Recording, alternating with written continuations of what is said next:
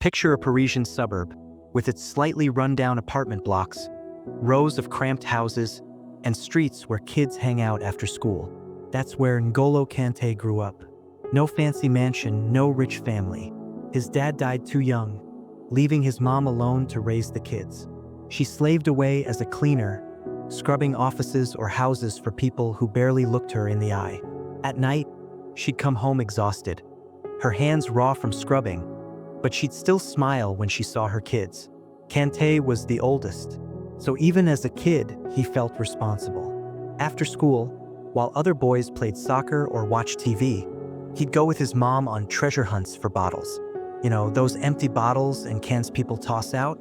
They'd collect them to sell for a few bucks. Sometimes they'd walk for hours, rain or shine, dragging sacks too heavy for their skinny shoulders. Kanté wore holey sneakers and a baggy sweatshirt, but he never complained. This is temporary, he'd tell himself. Soccer was his escape. Whenever he had a free minute, he'd bolt to the street to play with the neighborhood kids. No fancy Nike balls here. They used rolled-up socks, plastic bottles, even knotted trash bags. Kanté would sprint like mad, dribble around dumpsters, pretending he was Zidane or Ronaldinho. But the other kids often laughed. "You're too skinny, Kanté, too short to go pro." He'd just grit his teeth and play harder. One night, after another exhausting day of scavenging, his mom asked him, "Why you cling so hard to this soccer dream?" He shrugged. "'Cause one day I'm gonna get us out of here." His mom smiled, eyes glistening. She knew he had something in him, a spark even poverty couldn't snuff out. But life ain't a movie. There were days Kanté doubted himself. Days he'd stare at his grimy hands and wonder if it was worth it. Then he'd think of his dad, of his mom's mantra, "Life tests you, but you're stronger." So he'd clench his fists, grab his rag ball, and play again, because in his mind, every kick was a step closer to the light. And that's how, between cracked sidewalks and sneering stares, little Kanté learned one thing. The most beautiful stories often start in the shadows.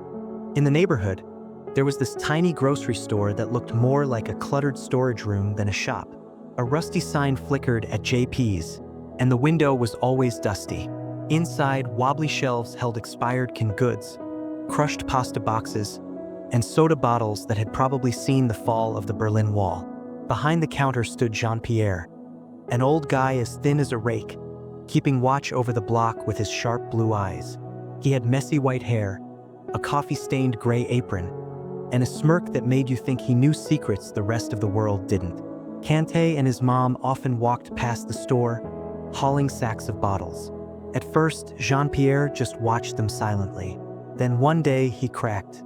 "Hey, kid," he barked, banging on the window. Kanté flinched, ready to bolt. He thought the old man was gonna yell at them for digging through trash. But nope.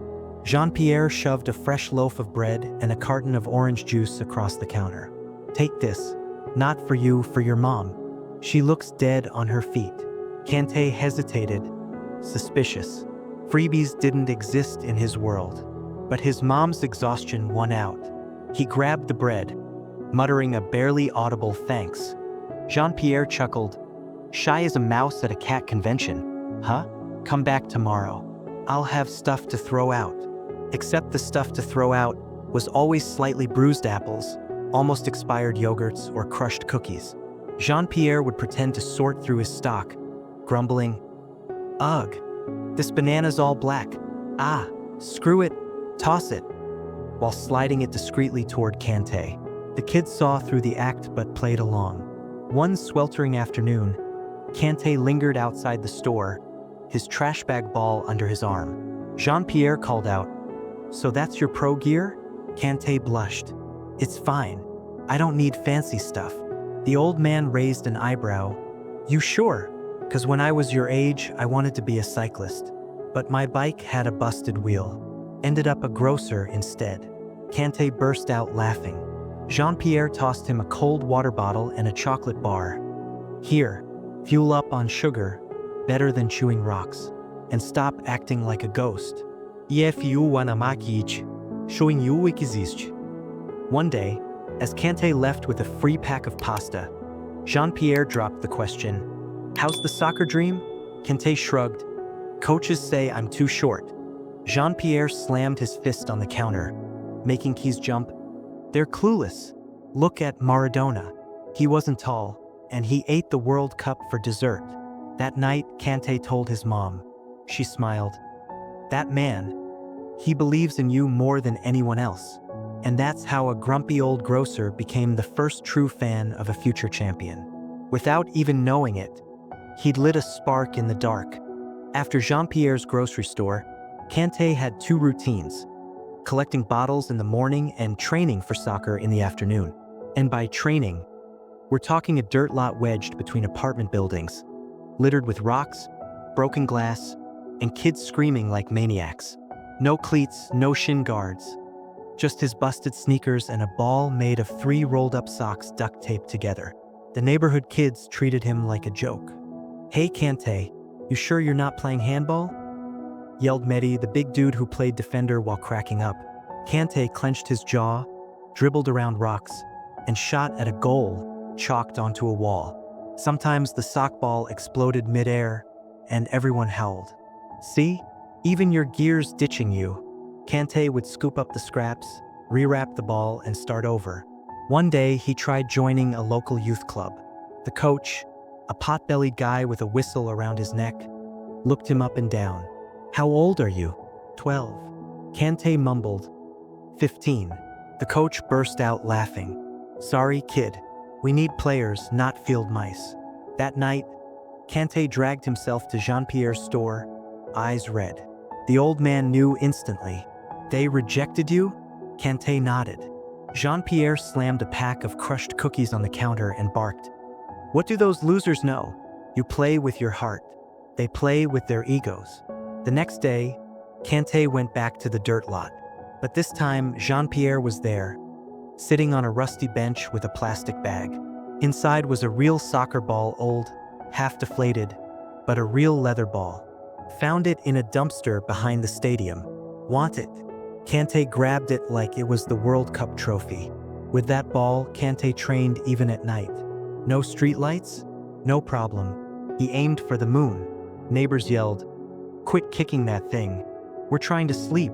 But Kanté, stubborn as hell, kept going. One night, his mom caught him juggling outside their building. She sighed, "You're gonna punch a hole in the sky." Then a miracle sort of happened. A dirt-poor local club, so broke they played in colored t-shirts instead of jerseys, let him join. Not as a starter, as a sub. Kanté said yes before they finished the sentence. His first jersey, holey and 3 sizes too big, he wore it like armor. The early days were rough. Teammates mocked him. You sure you're not here to collect bottles? But by running twice as hard, tackling like a madman, Kanté started turning heads. In one game, he subbed for an injured midfielder. Result? 3 assists and a goal. The coach, stunned, muttered, "Well, guess we're keeping him." Jean-Pierre followed the highlights from his store. "So, superstar, you showed him who's boss?" Kanté blushed, but deep down, he knew the old man was right. The sneers, the doubts, all just noise. The only thing that mattered was that damn ball and the fire growing inside him. Note, this translation keeps the scrappy, underdog energy of the original. Phrases like field mice, play with their egos, and punch a hole in the sky capture Kanté's grit and Jean-Pierre's tough love support. The casual tone, stubborn as hell, dirt-poor club, and vivid details, exploding sock balls, rusty bench, make the struggle relatable. It's a raw, unfiltered look at how greatness starts, not with fancy gear, but with relentless hustle. When Kanté signed his first pro contract, everyone in the neighborhood thought it was a prank. Seriously, you? Did you hustle bottles all the way to England? Mehdi joked, but Kanté wasn't laughing. At his first pro team practice, he showed up in the same busted sneakers he'd worn on the dirt lot. The coach side-eyed him. You here for a survival boot camp or to play? Kanté didn't answer, just smiled. Then on the field, he ran like the devil was chasing him. The problem? Nobody noticed him. Too small, too quiet. You're invisible, man, a teammate sneered. So Kanté doubled down. He ran twice as hard, won every loose ball, and even stayed late to train. Coaches called him the machine, not for skill, but because he worked like one. Then came Leicester City, a struggling Premier League club, offering a trial. Kanté landed in England with a ripped backpack and a plastic suitcase. The players, suited up, mistook him for the IT guy. "You're here to fix the Wi-Fi?" some joker asked. Kanté, barely speaking English, replied, "No, I play." And play he did. In 6 months, he became essential. He outran everyone, read the game like a prophet, and turned Leicester into underdog legends. The team that should have been relegated won the Premier League. Kanté, cool as ice. "Just another game," he told his mom on the phone. Meanwhile, the world went nuts for him. Chelsea snapped him up for insane cash. Kanté, though, he already loved Leicester's team bus. Private jets and 5-star hotels felt weird. "You're gonna smash records," a superstar teammate said. Kanté shrugged. "I just want to play," and play he did. FA Cup, Champions League, then the cherry on top, the 2018 World Cup with France. When he lifted that trophy, tears welled up. He thought of his mom, his dad, the bottles he used to collect, and Jean-Pierre, who'd faded from his life. But fame's heavy. Media hounded him, brands blew up his phone. He dodged cameras, rode the subway home, and spent weekends helping his mom move into a proper house. "Why not get a mansion?" a friend asked. Kanté laughed. "This place has Wi-Fi. That's mansion enough." Still, despite the trophies, something felt missing. Nights in his too-quiet London flat, he'd replay memories of laughter on the dirt lot, the smell of Jean-Pierre's bread, and the promise he'd made, "One day, I'll show them all." One morning, Kanté finds himself trapped in a TV studio lit like a hospital, cameras circling him like vultures. The reporter, a guy in a suit reeking of coffee and desperation, fires robotic questions. "So, World Cup glory, how's it feel to be a role model?"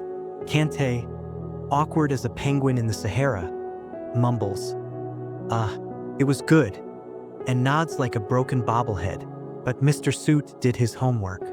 He slaps down an old photo of Teen Kanté hauling bottles in his hood. "They say your past is, let's say, humble. Tell us about it." Kanté freezes. No one's ever dug this deep. He stammers, "It's just my story. Nothing special." The reporter pounces, hungry. "Your mom cleaned toilets, your dad died young. How'd you go from that to global fame?" Sweat drips down Kanté's back. He blurts, almost against his will, "There were people, a man, Jean-Pierre. He helped, gave me bread, stuff." Bam. The reporter lights up like a Christmas tree. "Jean-Pierre, who is he? Where's he now?" Kanté clams up, panicked. I don't know. Lost touch. Too late. The guy smells blood. Post-interview, he calls his editor, screaming, "We've got gold. Find this Jean-Pierre." Cue the manhunt. The reporter, a pit bull named Lucas, storms Kanté's old neighborhood. He grills elderly locals, digs through dusty records at JP's, and stumbles on a name, Jean-Pierre Lefebvre. A grouchy neighbor mutters, "Old JP? He closed shop years ago. He's in some backwater Normandy village." Lucas, relentless, cold calls every town hall in Normandy. On the 15th try, a cranky secretary snaps, "Lefebvre? Yeah, he's here. Saint Pierre du Vent. But back off, he's a hermit." Lucas floors it to the village, where time's stuck in the 1800s. He finds Jean-Pierre pruning roses outside a cottage. The old man squints. "Who are you? A salesman?" Lucas whips out his phone, shows a pic of Kanté hoisting the World Cup. "Recognize him?" Jean-Pierre's eyes widen. "N'Golo," his hand shakes. "He made it, didn't he?" Lucas, victory in his voice. "He wants to see you. I can set it up." Jean-Pierre waves him off. "No, let him live. We've got our own lives." But Lucas has already texted Kanté, "I found him." When Kanté gets the text, "I found him," his heart does a backflip. He's at home, sorting socks. Yep, he still does that. And bam, his phone buzzes like an angry hornet. He reads the message and his brain short-circuits. Jean-Pierre, after all these years, he jumps in his car without telling a soul. No agent, no bodyguards, just him, a full tank, and a GPS struggling to find Saint-Pierre-du-Vent. The village is so tiny, the welcome signs buried under ivy. Kanté crawls through the streets, sweaty hands gripping the wheel. What if Jean-Pierre forgot him? What if he's pissed? He spots Jean-Pierre's place. A stone cottage with a rose-filled garden and a rusty bench out front. Sitting there, a frail man with snow-white hair, glasses sliding down his nose, trims a rosebush. Kanté kills the engine, frozen. It's him, but older, smaller. He steps out, legs like jelly. Monsieur, Jean-Pierre. His voice cracks. The old man looks up, squinting. Yes? Can I help you? Kanté inches closer. It's me. N'Golo. Silence. Then Jean-Pierre drops his clippers. Holy hell. He stands, wobbles, and stares like he's seeing a ghost. N'Golo? But you're a giant now. Kanté laughs nervously. Nah, you just shrunk. Then wham. Jean-Pierre tackles him in a bone-crushing hug. Not some polite pat, but a grandpa squeeze that could crack ribs. Kanté's eyes burn. I didn't know if you'd remember. Jean-Pierre pulls back, teary-eyed. You were the only kid who said thank you. How could I forget? They sit on the bench. Jean-Pierre hands him homemade lemonade. Way too sweet, just like old times. Kanté talks trophies, fame, but the old man cuts him off. Forget that. Your mom. She good? Finally stopped hustlin'? Kanté grins. She's got a house now, with a garden. Jean-Pierre nods, proud. And you didn't get a big head, did ya? 'Cause if you're here to flex some lembo, get lost. Kanté cracks up. The lembo's in the shop, and I'm still the kid who hauled your rotten bananas. As the sun dips, they talk for hours. Jean-Pierre shows yellowed photos of the old neighborhood. Letters Kanté never sent. Kept them all, just in case. When Kanté leaves, Jean-Pierre shoves a paper bag in his hands. Inside, a fresh loaf, OJ, and a faded photo of Kid Kanté dribbling a ragball. To remember where you came from, in case the fame goes to your head. Driving back, Kanté slows near a dirt lot. He stops, sets the bread on his hood, and whispers, "Thanks, Jean-Pierre, 'cause some reunions, they're worth every trophy on earth." Jean-Pierre still can't believe it. A week after their reunion, he's riding in a black limo to Chelsea Stadium. "Why'd you need a boat this long?" he grumbles, squirming on the leather seats. Kanté laughs. "Not my call, Mr. Jean-Pierre, and stop fiddling with the AC. It's expensive." When they arrive, the old man gapes at the stadium. Looks like a spaceship. He clings to his paper bag, the one with bread and the photo, like a life raft. Fans scream, cameras flash. Jean-Pierre mutters. Everyone hears nuts. Kanté seats him in the VIP section next to a cologne-drenched businessman. "You Kanté's agent?" The guy sneers. Jean-Pierre side-eyes him. "Nah, I'm the guy who fed him moldy bananas when he was starving." "What are you here for?" The businessman looks away, shook. During the game, Jean-Pierre screams like a madman. "Go N'Golo! Run like you used to from cops." VIPs stare, horrified. Kanté on the field hears his old nickname and grins. At the 75th minute, he scores a banger. Jean-Pierre leaps up, waving his bread like a victory flag. "That's my boy." Post-game, Kanté drags Jean-Pierre into the locker room. Teammates, towel-clad, crack up. "Who's the fossil NG?" one asks. Kanté fires back. "The man who believed in me before you knew how to spell football." Jean-Pierre, tomato red, mumbles, "Don't get cocky." But when Kanté hands him his sweat-soaked jersey, the old man chokes up. "Damn." He touches the fabric like it's a relic. "This jersey's worth my whole damn shop back in the day." Kanté shrugs. "Still cheaper than your rotten fruit." That night, they eat fish and chips on a stadium bench, far from cameras. Jean-Pierre jabs. You're a legend now, but you still wear those busted sneakers. Good. Kanté flashes his holy shoes under his jeans. Always. As they leave, Jean-Pierre throws a final warning. Stay like this, or I'll hunt you down and kick your ass. Kanté smirks. Deal. And as the stadium lights dim, Kanté knows he's finally won the only trophy that matters. The nod from the old man who pulled him from the shadows. Note: this translation keeps the humor, moldy bananas, fossil, and heart intact. Jean-Pierre's blunt charm, what are you here for?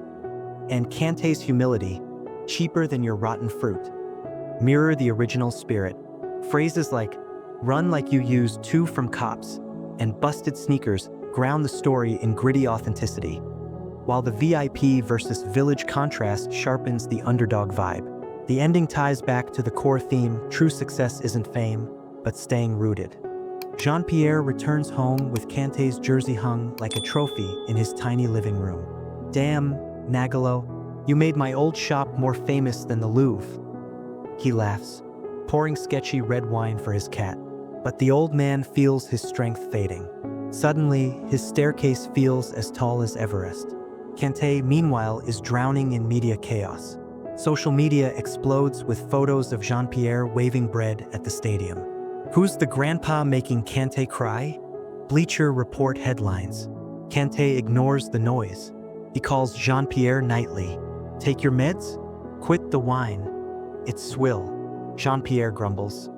If I die, I'm going out with Bordeaux, not mineral water. One morning, Jean-Pierre stumbles fetching the newspaper. An ambulance rushes him to the hospital. Kanté, mid-training with the national team, ditches practice. Sorry, lads, there's a bigger game. At the hospital, Jean-Pierre, hooked to machines, smirks. You look more scared than when you missed penalties at 10. Kanté grips his wrinkled hand. You're not ditching me now. We've got more bread to steal. Doctors diagnose pneumonia, not life-threatening, but rest is non-negotiable. Kanté goes full drill sergeant, hiring a private nurse and a bread oven. Now you bake baguettes, not trouble. Jean-Pierre rolls his eyes. Worse than my ex-wife. During recovery, Kanté reveals his new project, a charity tournament in their old neighborhood. Call it the Jean-Pierre Cup, with real grass, not rubble. Jean-Pierre snorts. What am I? The Walker-powered mascot. Tournament day, the block's buzzing. Kids in Kanté jerseys sprint everywhere. Jean-Pierre, perched on a plastic throne, with Kanté's gift of a heated cushion, heckles the games. Who's that scrub? You at 6 could have schooled him. He yells at a struggling teen. At the finale, Kanté awards a trophy, a golden ball mounted on a baguette. Real victory isn't winning. It's coming back where you started, he tells cameras. Jean-Pierre, misty-eyed, mutters, quit the poetry, pass me a beer. That night, sitting on the renovated field's bench, they stare at the stars. Remember when we aimed for the moon with our trash ball? Kanté asks. Jean-Pierre smiles. Now you've got stars at your feet, but stay a damn moon for the kids here. Under the starry sky, Kanté realizes no trophy matters more than the constellation Jean-Pierre carved into his life. A few months after the Jean-Pierre Cup, the neighborhood's changed. The dirt lot's now a proper grass field, with fresh nets and, mostly, working lights. Local kids call it Kanté Park, though the old man hates it. It's Jean-Pierre Park, you sheep, he barks from his bench, cane in hand. Jean-Pierre's around less these days. His legs wobble, his lungs wheeze like a rusty kettle, but he refuses to stay home. If I die, let it be watching a corner kick, not the young and the restless. So Kanté got him a foldable chair labeled, for cranky old men. One evening, as Kanté runs a youth clinic, Jean-Pierre watches from the bench. An 8-year-old kid, skinny, lightning fast, dribbles like a demon. You his clone or what? The old man thinks. Kanté walks over, sweaty. See that kid? Samey. Lives in our old building. Jean-Pierre grunts. Kid's trash, but with bread and some kicks, we'll make him pro. Next day, Jean-Pierre shows up with a bag of old cleats and 3 raw baguettes. All right, brats, Score a goal, win bread. The kids stare like he's an alien, but Sammy charges. After practice, Jean-Pierre tosses him a deflated ball. You're less dumb than the rest. Here, Sammy gapes. Kanté's old ball. Got magic in it. Kanté, spying behind a tree, smirks. But later, walking Jean-Pierre home, he notices the old man gripping his cane like a lifeline. You should rest, you know? Jean-Pierre shoots him a death glare. N'Golo, you're bugging me. I ain't made of glass. 2 days later, Jean-Pierre doesn't get up. Just a cold, he lies. Kanté panics, calls the doctor. Diagnosis: heart's getting tired. Rest, sir. Jean-Pierre snarls. Rest my ass. I've got a tournament to win. That night, Kanté joins him in his dim living room. They watch old Maradona highlights. Suddenly, Jean-Pierre whispers, Remember your first goal here? Kanté nods. I cried. The old man smiles. Me too, 'cause you ran like a rat on batteries. By dawn, Jean-Pierre's asleep in front of the TV. Kanté drapes him in the holy blanket they used to share. Sleep tight, old madman. We've got more kids to annoy. Outside, he spots Sammy, already drilling with the magic ball. Mr. Kanté, watch. Kanté studies the kid's footwork, and in every move, he sees Jean-Pierre, the dirt lot, and the flame that never dies. Jean-Pierre fades away one November morning, quiet as he always hated drama. He's slumped on his park bench, half a loaf beside him and Kanté's deflated ball in his lap. When Kanté finds him, he thinks he's napping. Wake up, stubborn old goat. Sammy's gotta show you his new move. His voice cracks. No funeral, Jean-Pierre bandit. No fuss. Bury me with bread and red wine, and let the kids play a match. Kanté obeys. The procession passes the shuttered grocery, the dirt lot turned field, and stops at the park. Kids wear black jerseys with JP stitched in yellow. Sammy cradles the magic ball like it's gold. Kanté speaks, eyes red but steady. Jean-Pierre was a cheapskate, a grump, and the best man alive. Laughter mixes with sobs. He said soccer wasn't for stars. It's for believers. Sammy boots the ball skyward. For JP, he yells. That night, Kanté stays alone at the park. He opens Jean-Pierre's final letter, scrawled in shaky handwriting. N'Golo, if you're reading this, I finally ditched you. Don't be a crybaby. Keep the bread warm, the kids hungry, and stop missing penalties. And thanks for the light. Kanté smiles through tears. In the paper bag Jean-Pierre left him, he finds a ratty key to the old grocery. A month later, Chez JP reopens. Not a store, but a haven for kids. Cleats hang from the ceiling, yellowed photos of Kanté and Jean-Pierre line the walls, and a bread oven hums day and night. Sammy, now boss, hands out snacks barking, work, no whining. Every evening, Kanté sits on the park bench.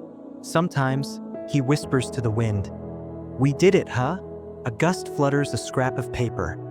Jean-Pierre's old grocery list, scribbled on the back. Bread, milk, eggs, and never let N'Golo quit. Turns out, the real trophy was never made of gold. Years have passed. Kanté Park is now a soccer sanctuary. Kids from all over the suburbs train here, wearing JP Kanté jerseys. Sammy, now a pro in League One, returns every summer to coach. Move it, Rugrats. If you're struggling, you ain't eaten enough bread, he barks, shooting a grin at Kanté, who's parked on the bench. Kanté's hung up his cleats, but not his heart. He runs an academy for kids from forgotten neighborhoods. On opening day, he hung Jean-Pierre's deflated ball and the grocery's rusty key on the wall. These are your tickets to becoming men, not celebrities. One fall night, Kanté lingers at the park after closing. Wind swirls dead leaves. Suddenly, a familiar click. On the bench beside him, a fresh loaf and orange juice, like magic. Still slow, N'Golo, chuckles a voice in his head. He smiles, places the bread at midfield. First to score gets it. Kids who stayed late scramble, screaming. Kanté watches them sprint, every laugh echoing Jean-Pierre. Later, Sammy joins him. They're good, huh? Kanté nods. You hear him too? Sammy pulls out a dented whistle, Jean-Pierre's. Every day, especially when I yell. Walking home, Kanté passes the grocery-turned haven. Lights still on. Inside, a new generation of Sammy's clean, donated cleats, while a 7-year-old dribbles a sock ball. Thanks, old fox. Kanté whispers, staring at the stars. Somewhere up there, a new constellation glows. A ball, a loaf, and 2 laughs etched in the sky. Cause legends never die. They hide in dirt lots, inside winks, and in the dreams of kids who still dare to believe. Your turn.